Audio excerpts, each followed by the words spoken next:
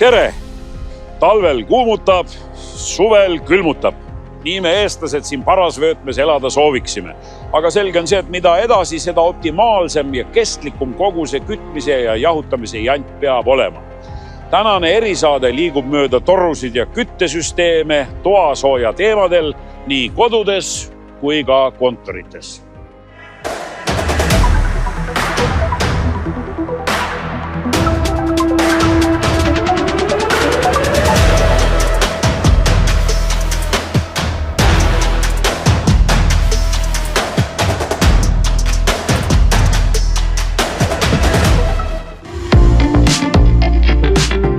Täpsem arusaam inimtegevuse mõjust muutuvale kliimale paneb meid oma tegemisi üle vaatama peaaegu igas eluvaldkonnas. Suuri samme astutakse meilgi. Näiteks on riik seadmas eesmärki, et soojus- ja jahutusmajandus peab juba 15 aasta pärast, aastaks 2040, olema kliimaneutraalne. Kui aga energiat toodetakse ainult taastuvatest allikatest, ei jää ka elektri tootmise kõrvalproduktil toasoojal muud üle, kui samamoodi keskkonnasõbralik olla. Just nii suurte koppadega liigutatakse Väo koostootmisjaamas aastas 400 000 tonni. See on umbes 200 000 elevanti puiduhaket, et inimesed saaksid endale elektrit ja toasooja. Me oleme kütuse proovivõtu roboti juures ja me näeme kohe seda, kuidas koormast võetakse kütuse proovi. Ehk siis näha, missuguse niiskusega kütus parasjagu on jaama sisse tulnud. Selle järgi arvutatakse välja selle kütuse kütteväärtus. Ehk me teame, kui palju sellest hakkest on võimalik siis energiat toota. Et lisaks sellele, et see hake peab vastama siis Euroopa Liidu säästlikkuse kriteeriumitele, mis hakkasid kehtima alates 2023. aastast. Ja seda selle jaoks, et me saaksime sellest puiduhakkest toodetud energia lugeda taastuvaks energiaks. Nii tuleb energiatootjal iga koorma puhul kontrollida, kust koorem tuli ja kas seda tootes on arvestatud taastuvenergia direktiivi ning metsaseaduse nõudeid. Me kontrollime katastriüksuse täpsusega, kust kohast see materjal tuleb ja kas selle katastriüksusele väljastatud dokumendid on lubanud seal raieid teha või ega ei ole see materjal raiutud ebaseaduslikult natuuraaladelt või vääriselupaikadest. Et kõike seda me kontrollime, meil on selleks infosüsteemid loodud ja spetsialist tegeleb igapäevaselt sellega. Tean, et hakkepuit ja biomass tekitab inimesel kohe ajab karvad turri ja mõtleb, et nüüd kõik Eesti metsad me kütamegi siia ahju. Tegelikult just päris nii ei ole. Ei, tegelikult see pole üldse nii, et Eesti metsi meie pärast küll maha ei võeta. Et meie kasutame siin ikkagi selliseid puidujäätmeid, nii põllumajanduse kui ka metsatööstuse kui ka puidutööstuse jääke, mis vastasel juhul jääksid metsa või läheksid üldse jääkmeks. Et siin on oksad, ladvad, koor, praak, palgid näiteks, mida enam mujal kasutada ei saa, või ka näiteks üraski poolt ära rikutud puit.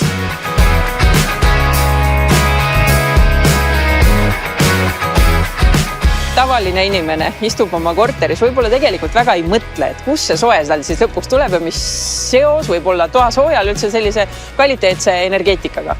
Jah, eks see on meie ülesanne, et igapäevaselt ei peaks selle peale mõtlema, et selline kaasaegne energiasüsteem ongi ju selline, mis võimaldab meil soovitud ajal tarbida siis mõistliku hinnaga ja keskkonnasõbralikku energiat. Kui me vaatame üldse, et kuhu selline moodne energeetika liigub, on 2 märksõna. Et üks on siis hajaenergeetika ja teine on siis sektorite vaheline sidumine. Hajaenergeetika tähendab seda, et meil ei ole enam hiigelsuuri elektrijaamu hästi kaugel linnast, vaid energia tootmine liigub asulatele lähemale. Et kui me oleme asula lähedal, nii nagu Väo on siin Tallinnale päris lähedal, et siis me saame toota elektrit ja sellega paratamatult kaasnevat soojust siis ära kasutada juba hoonete kütmiseks. See on siis asi, mida linnadest kaugel asuvates jaamades ei ole võimalik teha. Oh my god, ohuala! Sannuga! Alla ei ole mõtet vaadata. Me oleme katlaruumis ja et siin sees on ikkagi päris kõrged temperatuurid ja siin põlebki seesama puiduhake, mida me nägime siis õues. mis tuleb konveieriga siia katlasse.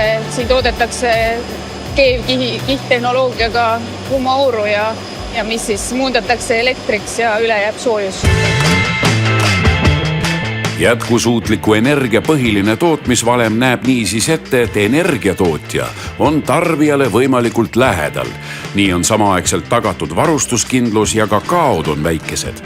Koos tootmisjaamad võimaldavad energia kasutegurit lausa mitmekordistada. Teine pool on see sektorite vaheline sidumine, et kui me näeme, et meil on 3 sellist energeetikasektorit, need on transport, soojus ja elekter. Hästi palju räägitakse tihti elektrist, aga tegelikult me tarbime üle poole energiast ju soojusena. Et kui me lahendame neid väljakutseid, mis on siis need samad mõistlik hind, madal süsiniku jalajälg ja energia turvalisus, energiajulgeolek, et kui me lahendame neid kõiki samal ajal, siis nendes kõigis 3 sektoris, et siis me saavutame selle võimalikult lihtsalt. Et see väokompleks on väga hea näide sellest, et kuidas siis toota elektrit ja soojust samaaegselt, mis tähendab seda, et me ei pea ehitama mitut jaama ja me ei raiska energiat, et me saame samast kütusest tegelikult 3 korda rohkem energiat kui eraldi võetuna kuskil kaugel asuvas elektrijaamas. Süsinikuneutraalsus 2030 on siis üks Utilitase kontserni eesmärk, et mille suunas me liigume ja tõsi ta on, et investeeringuid on vaja teha suures mahus selleks, et sinnamaani välja jõuda. Kui rääkida ainuüksi kaugkütte äri suunast, millest me täna kõige rohkem räägime, et siis seal me näeme, et selle eesmärgi saavutamine eeldab selline pea $500 miljardit investeeringuid selle perioodi jooksul.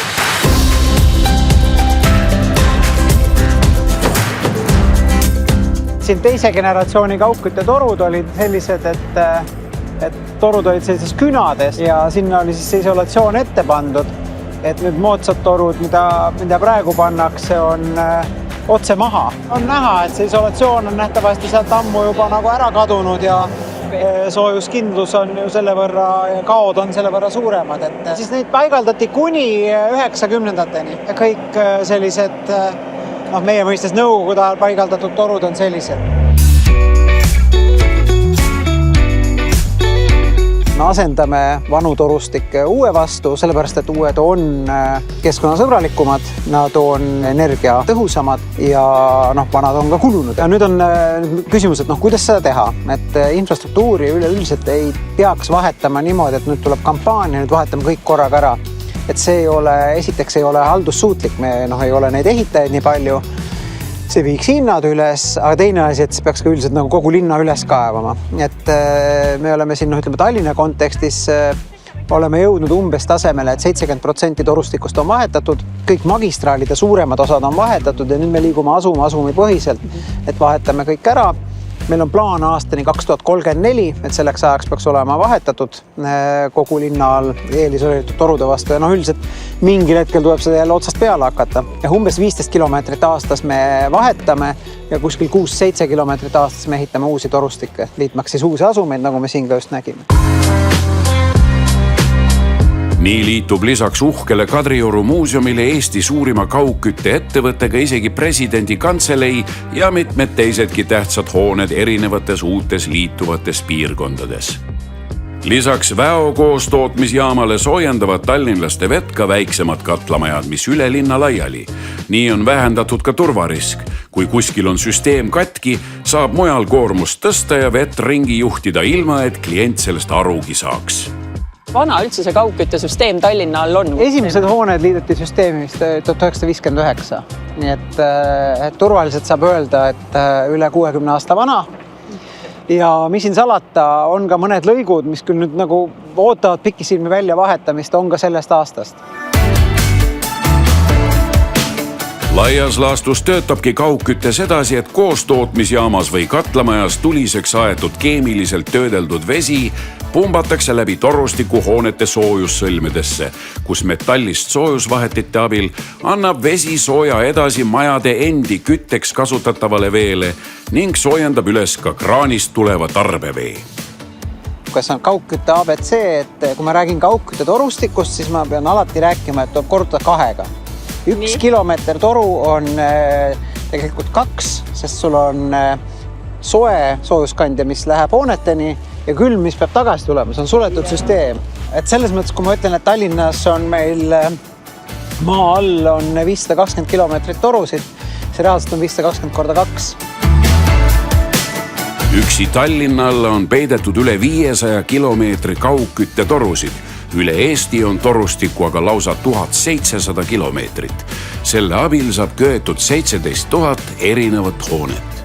Kaugküttesüsteemid on Eestis, võiks öelda, et igas linnas olemas tegelikult. Absoluutselt igas linnas. Absoluutselt igas linnas, jah. Et on niivõrd nagu tavapärane tehnoloogia meie jaoks. Isegi mitte linnades, vaid ka külades, alevites, väikestes kohtades. 2-3 maja, väike katlamaja, kaugküttevõrk.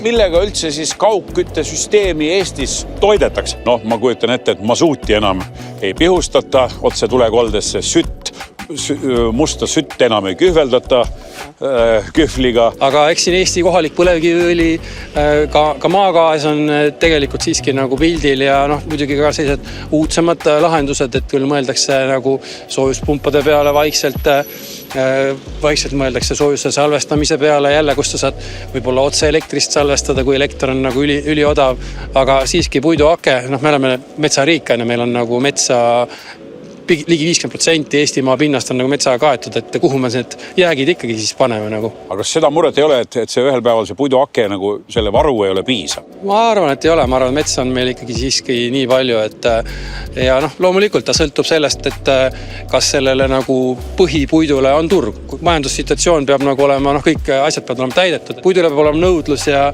siis tekib ka puiduhaket. Samas muidugi sellist nagu liinialuste puhastamist ja mingit teatud nagu koristamise mõttes nagu maalade korrastamist, eks seda ikka tehakse nagu teede äärest ja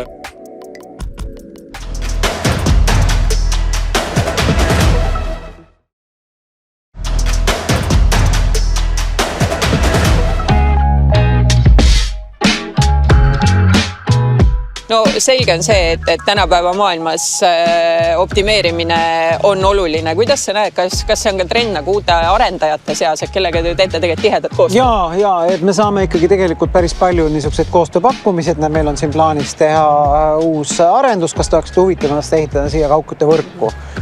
Kuid on ka olemasolevaid võrke, mis on võib-olla meie võrgu lähedal ja siis see on ka kaalumise koht, et kas olemasoleva võrguvaldaja kas ta ärimudelis on sellele koht või mitte, kas ta soovib sellega tegeleda või mitte.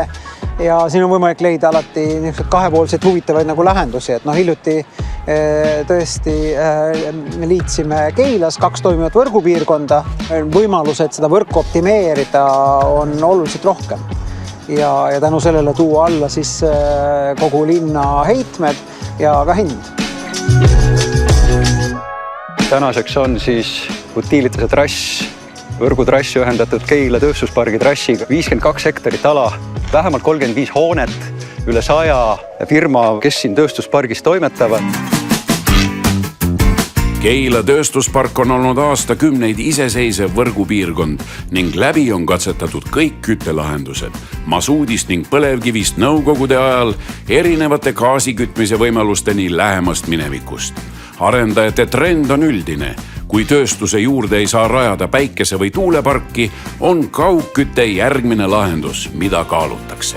Siin tulevad need optimumid jälle mängu, et mida on optimaalne teha ja millest me peame siiski loobuma, sest ettevõtlus hoiab üleval kogu kogukonda, et kus need tasakaal leida, et ettevõtja, ma arvan, on see tasakaalu otsimine on igapäevane töö. Tuues nagu veel suurema pildi, eks, et Keila tööstuspark on üks osa Keilast või vastupidi öeldes, Keila on üks osa tööstuspargist, kus meie tajume seda, et see, mis me siin tööstuspargis teeme, see mõjutab ka Keilat ja lähiümbruskonda. Selleks, et müüa oma kaupa, tööstustoodangut välispartnerite, eriti Skandinaavias, nemad vaatavad süsiniku jalajälge. Kui sa toodad energiat, mida sa tarbid, kui see on toodetud fossiilsetest allikatest, sa lihtsalt ei mahu oma toodanguga, tööstustoodanguga ostjate radarile. Ja see loob surve ilma igasuguste keskkonna eesmärkida, see loob majandusliku surve tuua alla heitmed ja tänu sellele küsimused ka meile, kõik tööstustarbijad küsivad, et millal te jõuate nulli. Et meil ei ole mõtet lohistada jalgu ja öelda, et 2050 või midagi. Utilitase eesmärk on 2030 kõikides oma võrkudes pakkuda süsinikuneutraalset energiat. Ehk siis me liigume kogu aeg sinnapoole, kuhu kliendid meid suunavad, kuhu keskkond meid suunab.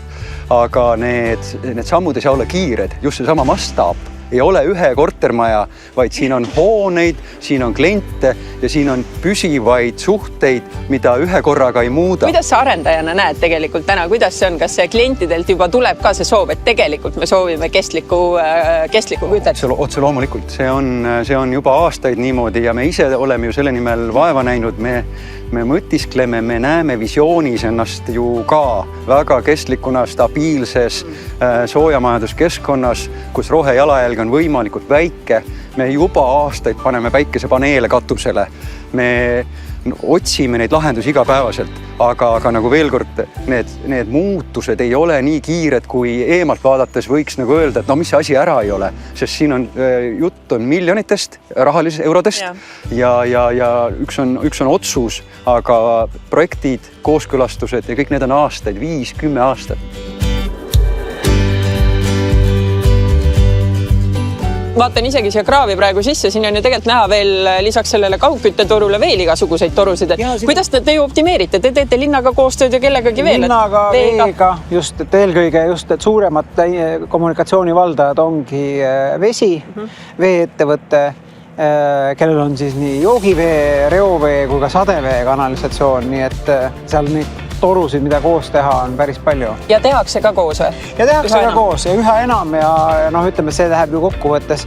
Üks asi on, et ta läheb odavamaks, sest teekatte taastamine on üks töö ja nii edasi, projekt on üks. Aga teine asi, et väga oluline on ka seda, et ta häirib linnakodanikke võimalikult vähe. Ja lõpuks inimesed, üks asi on see, et on ebamugav, teine asi on see, et inimesed saavad ju aru, et kui sa 2 korda kaevad ühte sama tänavat väikese vahega, see läheb kui kokkuvõttes kalliks, et see ei ole... on ka võrdlemisi nagu mõttetu. Lisaks võib-olla teeme siin teene praegu mingile järgnevale generatsioonile, kes siis, ma ei tea, 50 aasta pärast või 100 aasta pärast neid torusid peab hakkama välja vahetama, siis teevad ühe korraga jälle. Jah, et saavad teha ühe korraga, aga jah, siin alati saab küsida, et miks rohkem ei saa optimeerida, aga seal on saatan on detailides, et igal pool ei saa, aga üldiselt kus saab, võiks proovida. Kaugkütte lahendused annavad suurima kasuefekti seal, kus on palju hooneid korraga koos ning ka kütteallikas ise võimalikult lähedal. See võimaldab vett optimaalselt kütta, sest elementaarne füüsika töötab ka kaugkütte torudes. Mida kuumem vesi, seda rutem see jahtub ja mida pikem teekond, seda suuremad on soojakaod. Uued eelisoleeritud torud, mis võimaldavad sisse ehitatud traatide abil isegi meetrite täpsusega lekkeid tuvastada, on küll kõikidest eelnevatest tohutult palju efektiivsemad, aga see on ainult pool lahendusest. Parim viis saavutada siis kliimaneutraalsust on see, et me lihtsalt tarbime vähem energiat ja kui meil on majad paremini soojustatud, siis me tarbimegi vähem, sellepärast et meil kulub vähem kütet, just et meie hoonest ei lahku soe niimoodi ära. Ja tegelikult meil oli hiljuti üks väga huvitav projekt koostöös siis Riia Tehnikaülikooliga, kus me uurisimegi neid nii-öelda raskeid tarbijaid, kellele lihtsalt täiesti arusaadavatel põhjustel tegelikult. Sa näedki, et miks nad ei taha oma hooneid renoveerida, sellepärast et see protsess on pikk ja see tihtilugu on kulukas ja kui inimene on juba vanemaealine ja ta näeb, et see reaalne sääst jõuab temani peale tema surma. Jah, siis ma tegelikult inimesena suudan seda mõista, aga samas kui sa näed, et tegelikult see üks inimene võib hakata pidurdama ühe kortermaja renoveerimist, siis see tegelikult on probleem. Esimene number on see, et täielikult rekonstrueeritud hoone soojustarbimine kukub poole võrra. Et see on lihtne, soojustarbimine kukub poole võrra. Ei kuku tarbevee tarbimine üldiselt suurusjärgus, aga soojuse tarbimine kokku, et see kukub poole võrra, nii et kütmiseks isegi üle poole. Ja see on nagu põhiline number, et kui hoone või korteriühistu mõtleb, et kas teha rekonstrueerimine või mitte, et soojustarbimine, sul saad parema sisekliima ja odavama raha eest. Pigem meie selgelt ei väsi rõhutamast selle olulisust. Üha soojenev kliima on kaasa toonud teisegi põneva fenomeni, mida nüüd lahendada tuleb. Kuidas oleks kõige mõistlikum jahutada suuri ja uusi energiatõhusaid hooneid?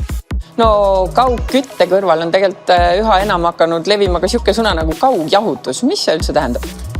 Jah, et kaugjahutus on oma olemuselt väga sarnane kaugküttele. Et see tähendab, et need tootmisprotsessid on koondatud kuhugi tsentraalsetesse üksustesse sobivama koha peale ja arendatakse välja siis jaotusvõrgustik ehk siis torustik tänaval ja hoonetesse siis tootmisprotsessi asemel on vaja paigaldada ainult siis jahutussõlmed, täpselt analoogselt ka nagu soojasõlmedele. Et teenus on väga-väga sarnane, kontseptsioon väga sarnane ja siis nad koos küttega moodustavadki hoone jaoks sellise hästi kena terviklahenduse siis sisekliima hoidmiseks. No see tundub täna üsna siuke eksklusiivne teenus veel olemata. Keda see üldse puudutab? Missugused Tallinna hooned näiteks ennast jahutavad? Meie võrgus on nüüd siin meie selle taga olevad need vaalearendused, põhiliselt kesklinn ja siis ka Ülemiste City piirkond on seal, kus on meil täna need esimesed liitujad ja peamised need võrgud rajatud. Jahutus on jälle analoog küttega, et torustikud, see jahutusvõrgustik, mis tänavate all on külma vett täis. Et see läheb hoonesse, hoone annab oma üleliigse soojuse siis selle veele ja pumpame tagasi jaama. Jaamas siis jahutusseadmed peavad selle soojuse edasi andma kuhugi teise keskkonda. Et selleks saab olla kas õhk, vesi, maa või siis miks mitte siis ka kaugküttesse, et on selline süsteem. Kaugjahutus on Eestis suhteliselt uus, aga kui me vaatame Euroopat ja näiteks Skandinaaviat, millega meil on ennast lihtne võrrelda, siis seda on juba Skandinaavias arendatud ikka juba aastakümneid. Ja see põhjus on soojenev kliima ühelt poolt ja teiselt poolt on suurenevad nõuded hoonete energiatõhususele. Et see kasvatab kogu aeg jahutuse tarbimist ja see sunnib meid pöörama tähelepanu sellele, kuidas seda toodetakse. Et kui kasutada ära piirkonnas kõiki võimalusi, mis seda saab, et jahutustootmist optimeerida, siis tsentraalselt seda toota on oluliselt efektiivsem kui hoonetes koha peal.